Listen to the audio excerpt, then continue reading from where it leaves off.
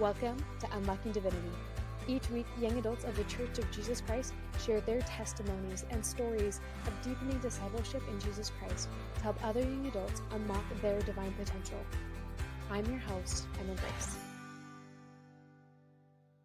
Welcome to Unlocking Divinity. Today, we have the honor of having Aaron Kinghorn with us. Aaron, would you be able to introduce yourself a little bit? Sure. My name is Aaron Kinghorn. I am from Rexburg, Idaho. I was born in Utah, but was raised here in Rexburg for basically my whole life. After high school, I served a mission in Fort Lauderdale, Florida from 2021 to 2023. And then I was studying cello performance, music education with a minor in landscape architecture at USU for the last 2.5 years. It's a very eclectic mix of degrees there. And then I just recently transferred to BYU, Idaho. And yeah, that's probably the only really exciting stuff about me. But yeah. Oh, okay, guys. For a little bit of background information, Aaron and I have known each other for a very long time. For too long. Junior high, middle school, somewhere in there. Yeah, I feel like probably like 7th grade-ish. Yeah. Somewhere. Yeah. Rexbury does this weird thing where it has both middle school and junior high. So 7th grade is started junior high. So yeah. Good times. It's been a hot minute. Oh yeah, for real. Aaron is also one of the only missionaries, actually the only missionary who I've seen who did a theme song for his mission emails.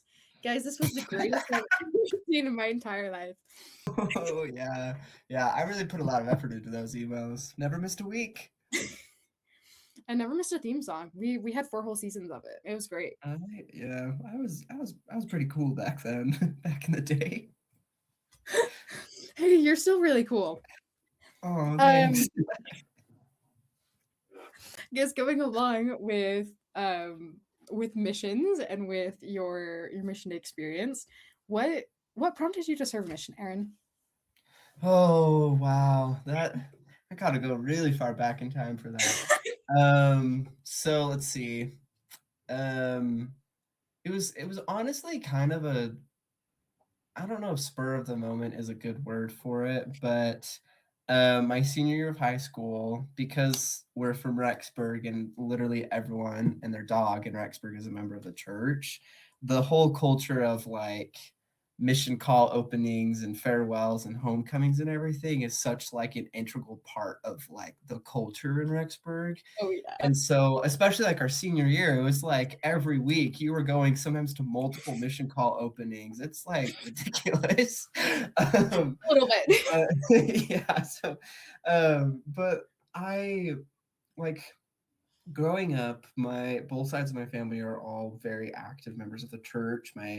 Both of my grandparents have served senior missions. My dad's parents were mission presidents when I was born, actually.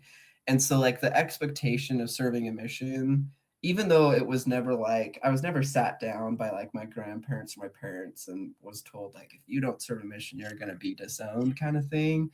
But there was certainly the pressure there a little bit. If I wouldn't have served the mission, I would have been the first grandson on both sides of my family to not serve. Oof. And especially on my dad's side of the family, I was like grandson number 17 or something. And so there was a little bit of pressure there. And so I grew up just kind of being like, yeah, obviously I have to serve a mission. There's no way I'm getting out of this. Right. But there was a lot of stuff that happened just like in my personal life and with my ward and stuff that kind of made me question a lot of things about the church. And then it kind of got to my senior year and I would still tell people like if they asked me like what my plans were for after graduating, I'd be like, oh, I don't know, maybe I'll serve a mission, maybe I'll go do a year of school and then go. It was my way of being like, I don't really know, I don't want to think about this. And I was kind of planning on like doing a year of school and then just being like, you know what, and I'll do I'll go wherever the wind takes me, really. Right. And if that takes me away from the church, so be it. If it brings me closer, great. You know, it was never I was just kind of chill with it all. But seeing a lot of my friends get their mission calls and some other stuff. I had some friends get their mission calls before I had even started my own like papers and stuff. Some of them did it really early, and I was just like, okay, this is cool. A lot of my friends are going off to these fun places and stuff. And then just like kind of out of the blue, I just got a very strong prompting that I needed to like do the paperwork to serve a mission. And I was like, all right. And so I did the process obviously, and basically was like, okay, God, I did it, but if it's a bad experience, it's on you. And long story short, it was a really good experience, and here we are. So I'll cut to the chase for that part. We love that. We love how we're always like, God, if it's a bad experience, why? And then we're like, oh, okay, it was actually like the best experience ever. Exactly. It's like a little annoying when he's always right. Like, okay, God, your plan really is perfect. I forgot that one for a minute, but you got this. Yeah. I love that. Okay, so you went and you did your mission, and you came back, and were you still kind of in that like wherever the wind blows me phase, or were you like, okay, I know what I'm doing now? I feel what do you mean, like spiritually or in general? Well, I mean, who isn't in the where the wind blows phase? Yeah, exactly. I think more.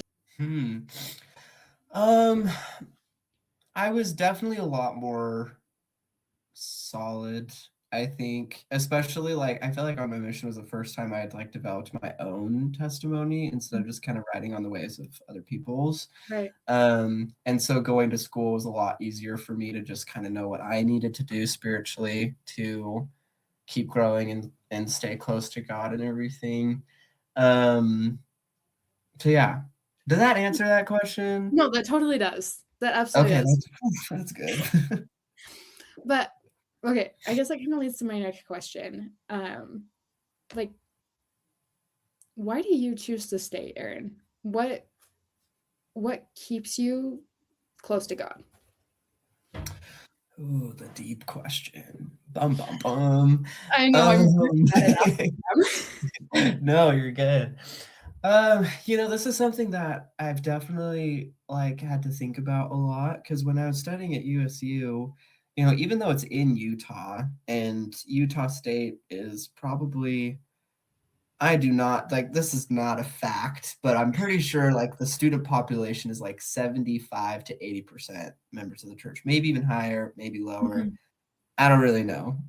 Someone can fact check me later on that. But in my program, specifically in the music program, like none of the professors are members, and probably the majority of the students, I would say, aren't members. And so that was kind of a unique experience for me because I was kind of expecting when I got home from my mission to go to USU and to just still have a very similar experience that other people would have, say, like, BYUI or BYU, where I was constantly surrounded by members of the church and all that. But then it turned out I wasn't. And so it was kind of a shocker for a bit of like, whoa, there's more I have to do by myself because it's not like all of my professors and friends are members of the same church, And so, and it also was like interesting for me to realize just how many like conversational things and just lifestyle things that I had just accepted as a norm in Rexburg because everyone did it was not like that at USU. Like if I mentioned my ward with my professor or something, she'd be like, "What?" And I'd be like, "Oh, you don't know what that is." And so it's just like little things like that was interesting, but I think, obviously broader scale with the church as a whole and where my testimony was. I remember right when I got home from my mission, we had your meeting with the stake president or to officially release you. And my wards had been moved into the new stake. I think me and you were in the same stake, or parents are now. Yep. That new stake. So it was a stake president I had never met, but my parents knew him a little bit. But I was just kind of like, "Hey, what's up, dude? No idea who you are. We'll probably never see you again." But we still had a nice little interview, and I do remember what he said was, he basically said, Aaron, if I had an interview with you 3 months from now or 6 months from now or a year from now and asked you to share like your most spiritual experience or your spiritually defining moment, it shouldn't be from your mission. Because he asked me that question when I, had just been home for a day. Like earlier that day I was in my mission, and he asked me for like, an experience or two that was a really like testimony builder for me. And obviously that I shared experiences from the mission, but he was like, hopefully moving forward, you have new experiences. And so that's something I've thought about a lot, and I have to do like a bit of a reality check. Not daily, because, that'd be a long reality check every day, but just every once in a great while, I'm like, okay, it's been a while. Like, what spiritually defining experiences happened to me recently that has like helped me strengthen my testimony in God, or know that He is there, or has developed or strengthen my testimony in the Book of Mormon, or whatever. Yeah. And so I feel like that's been something that's been really helpful for me, and it has been kind of my guiding force to make sure I'm still, trying to do the small things, because when I was at USC, there was a lot of stuff I had to do I had to do a lot of stuff on my own, because I didn't have as much of a support system as I thought I would have, which is fine because I loved all my friends down there and everything. But I just couldn't rely on them to build my testimony because they weren't members of my faith. And so it was a really good learning experience for me, and it still has been, even now that I've been home for many years. So I'm sorry, what was that? we won't talk about how long I've been home. No, I think that's so powerful. And I think it's powerful to see how you've continually had those spiritual experiences. And I love how you keep doing that check-in. It makes me pause for a moment and be like, okay, when was the last, what were some of my last spiritually defining experiences? And making sure those have been recent, and that I'm making a concerted effort to have those in my life. Have you, I guess this kind of prompts a follow-up question. If you've had moments where you've been like, it's been a while since I've had a spiritually defining experience, what do you do to try to have those again, to try to invite those into your life? Oh, well, you're gonna be so for real, I feel like I'm kind of in that phase right now, partially just because like this last semester at USU, when I made the decision to transfer, was really hectic and crazy, and a lot of other stuff happened over like the holiday break and everything. And so I don't like, that is something I've been thinking about, like actually like currently, is like, okay, it's been a bit, like what's going on. And I think part of it is understanding that, because I feel like as missionaries, people are having spiritual experiences constantly, like even on the daily, but when you're back into the real world, it doesn't happen as frequently, and that's something I have to remind myself of. So it's like, maybe it has been a while since I've had like a really big thing happen, but that doesn't mean that there's smaller things happening on the side. So it's good to just get a fresh perspective on some things. Yeah. And sometimes just the best thing is to have patience a little bit. And that's something I've had to tell myself, like, especially because I was sick over the break. I was chained to my bed, not doing anything, and it was awful. But in that case specifically, like obviously not much was going to happen because I like physically could not do anything. And Right. so, but something that that kind of got me through that little lag was just being like, I'm going to be starting school at a new university in a matter of days. And, I'm going to be having so many new interactions with people, whether it's colleagues or professors or whoever.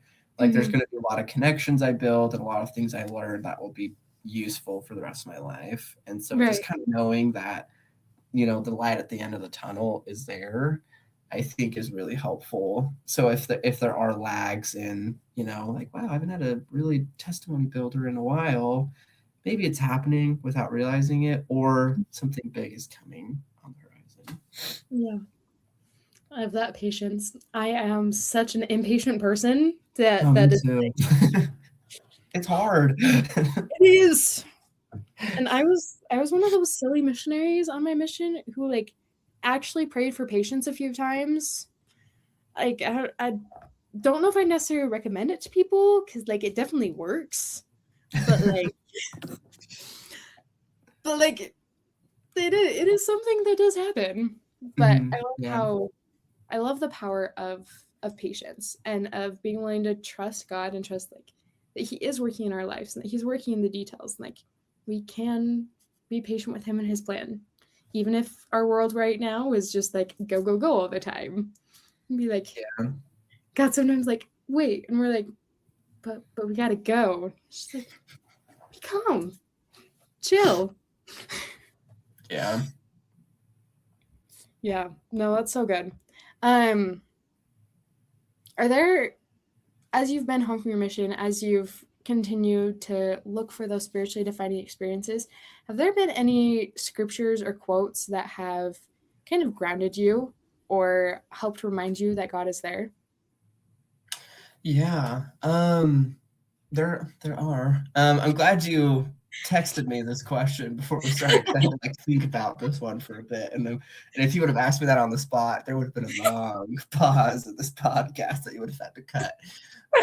But I think one that I still remember to this day, it was actually one that I came across, I think, on my mission, and it was from like a church inspirational message that they made years ago. It was back when like Mormon.org was still a thing before it became whatever. Love. Um, but and it was from a talk by Elder Holland and I think it was a talk he gave like pre 2000, so it was quite a while ago. Wow. But he said, okay, hopefully I don't butcher this, but he said, some blessings come now, some come late, and some don't come until heaven. But for those who embrace the gospel of Jesus Christ, they come. And that was one that we came across, me and my companion. It was my first companion, I think, that him and I found that video. And that was like, if we were ever visiting like a family or even members of the church that just felt like they're really struggling, that was always that was like my go-to. That was what I kind of fell back on if I ever needed it, just because I think the message is really good. But it's something that comes across my mind pretty frequently because it's really easy to, you know, kind of get caught up in the chaos of our lives and the world and think, why is all this happening to me? This isn't super great, and get frustrated or discouraged or angry. But I don't know, that's something that I just have to think about often. And I love the promise at the end that for those who embrace the gospel of Jesus Christ, the blessings come. And that's something that's a powerful reminder. And sometimes those blessings don't come until heaven. And I think going back to what we were talking about with patience, sometimes it's so like aggravating to know, like sometimes in the moment when you're going through something hard, like having that voice in the back of your head that's like, this is for your benefit. I'm like, I know, but I hate it. And the benefit may not happen until way later in life. It's so frustrating. But in the same sense, it's also nice to know that eventually it will be for our good. So I don't know, take what you want from that. But I think there's a lot of valuable lessons from that for sure. Yeah. No, I really love that. And sometimes it is hard. It's hard to be going through the hard now, not knowing when the blessing is going to come, not knowing when there's actually going to be an end to the hard, not knowing any of that kind of stuff. I remember coming home from my mission and being like, I want to know these things. And I was like, you may not know for quite a while. You may not have these blessings for a while, but God has promised us compensatory blessings that, blessings will come to those who wait, and God will bless us for all of our efforts that we do. But sometimes it takes a while for those blessings to load. It's like Yeah. the endless cycle where you're just like sitting trying to refresh your screen and it's just not loading. The network connection is bad. Oh yeah. But eventually it loads. You never know when, but eventually it does. And it all ends up working out in the end. Yeah. I guess as we're kind of wrapping up here a little bit, is there anything else that you want to share with us today, Erin? Anything that's come to mind or you feel you want to share? Oh, you also warned me that this would happen. I did. um, gosh, I mean, well, I guess it's no secret. I've been home from a mission for like almost 2.5 years now. I will admit to that. I'm an oldie. But gosh, I think from this conversation that we've had, and just as I've been able to think a little bit, which is something I don't get to do very often, like have my own thoughts, especially when you're a college student. I feel like all you're thinking about is school constantly. Oh, yeah. But I was just like in this conversation that we've had, I've been kind of thinking back to just kind of some different sequential things that have happened in my life since coming home from my mission. Because when I got home from my mission, I got home, I think, 10 days or 12 days before I started school at USU. And so it was a super fast turnaround. Mm-hmm. And so my first semester was just, even now, trying to think back to my first semester was a blur, just because it was so much just bam, bam, bam, bam, bam, going from one thing to the next. But then second semester is kind of when I feel like I had my feet on the ground, knew what was going on. And that second semester is when I first started getting the impression that I needed to add music education to my degree, because I was just doing cello performance. I had a whole plan. Like I wanted to be in a professional orchestra, all this stuff. But then I had also been doing a lot of teaching on the side and was just like, maybe this is something I could consider. I never saw myself as an educator in any way, shape, or form. I was quite opposed to it, actually. And I remember going to the temple almost with a bit of a grudge of like, why am I even thinking about this? Like, people would ask me on the mission if I wanted to become an orchestra teacher, and I would like almost puke at the thought. So I remember going to the temple knowing that I needed to ask this question of, do I need to focus on being a music educator? And I was like, this is crazy. Like 6 months ago, I would have never even thought this would have happened. But anyways, I went to the temple and had a very strong feeling, because at that point I had my minor in landscape architecture and my major in cello performance, but I had the very, very strong feeling that I needed to add a degree in music education and not get rid of the minor or the other major, like have all three. And it was a very overwhelming feeling of just like, oh my gosh, like, okay, that's a lot. And I'm a person that likes to stay busy. But for me, I was like, whoa, that's crazy. And so I've just kind of thought about, since that point when I made that decision and then had to figure out a lot of stuff with my schedule to make up for a year that I missed because I didn't start that program to my sophomore year. I think back to like how everything has progressed up to last semester, when now all of a sudden I have these thoughts of, I don't think I should be here anymore because there's a lot I don't agree with. And it was kind of one of those things where I was like, but wait a minute, like USU was like the place that constantly, for my first semester, because of everything that was happening, I was like, holy cow, is this where I need to be? And like time after time, I always felt so strong that that's where I needed to go, that there were people I needed to meet and experiences I needed to have in Logan that would help kind of define who I was as a person. And I kept on getting that confirmation constantly, like every semester. Anytime I was there, if I ever started having doubt, it was like, nope, this is where you're supposed to be. And then now all of a sudden I have these thoughts of, should I transfer? And it didn't feel wrong. And I was like, what the? And so again, went to the temple because I was like, all right, God, you and me, here we are again. This time, new topic. And, I mean, maybe I didn't say that word for word, but it was hard because I walked out of that temple knowing that my time was done. And that was it was hard because like I had even had plans with my professors and with my faculty mentor of all the stuff I was going to be doing like until I graduated and even after. Yeah.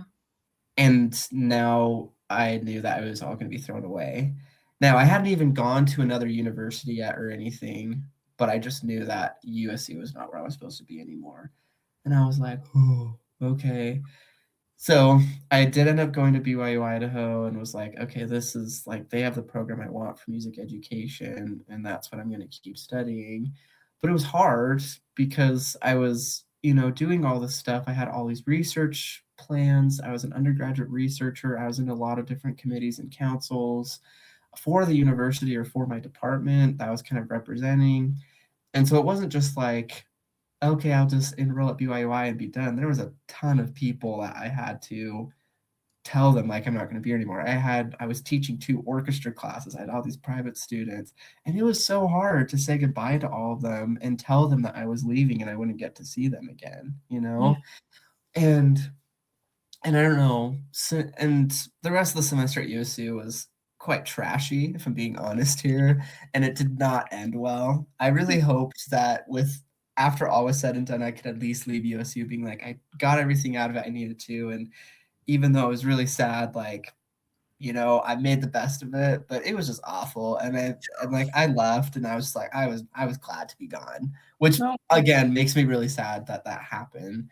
But so now, since the semester is over and I'm about to start a new semester and everything, it's just kind of been like, gosh, talk about a progression from when I started school to now. Like, yes, I'm still in the music department or whatever, but my trajectory of what I want to do with my life is so incredibly different than how it started when I got home from my mission. And even though my time at USU is done, I do know deep down that the 2.5 years that I did spend there is exactly what I needed, because of the leadership opportunities I had and the different just creative and teaching experiences as well.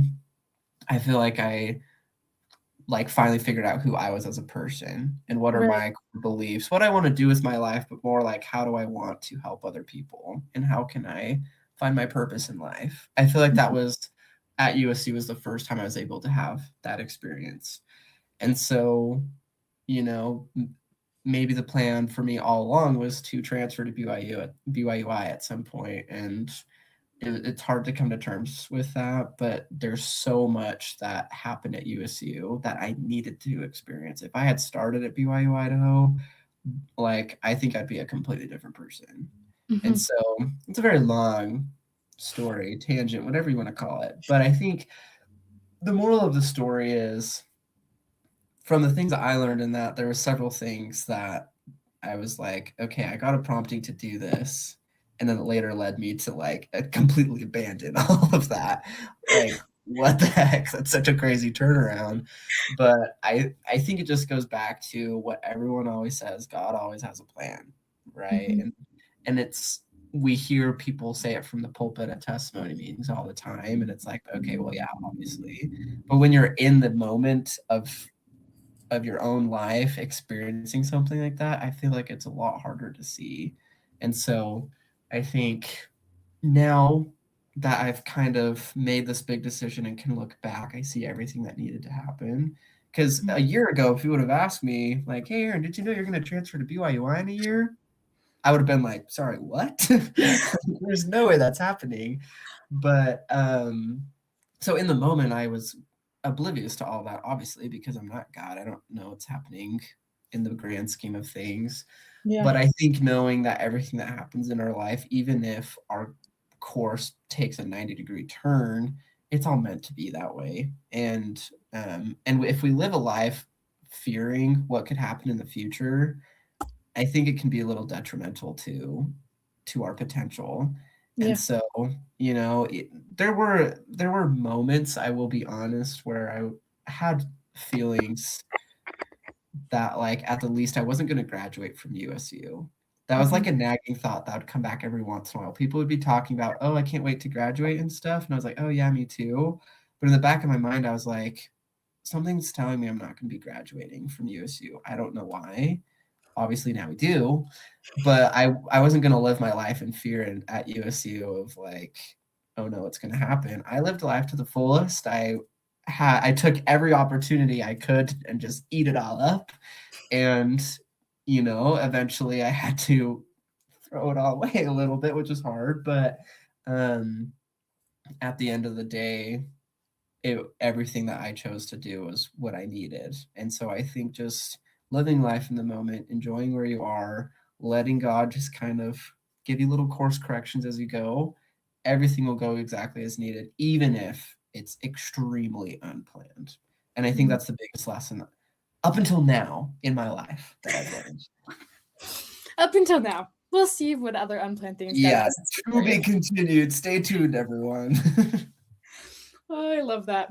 To end, Aaron, would you be willing to give a testimony of Jesus Christ? Give whatever testimony you want to share today. Oh gosh, wow. Oh, I mean, I'll keep it brief. I am a talker, but I think there's value in a short testimony.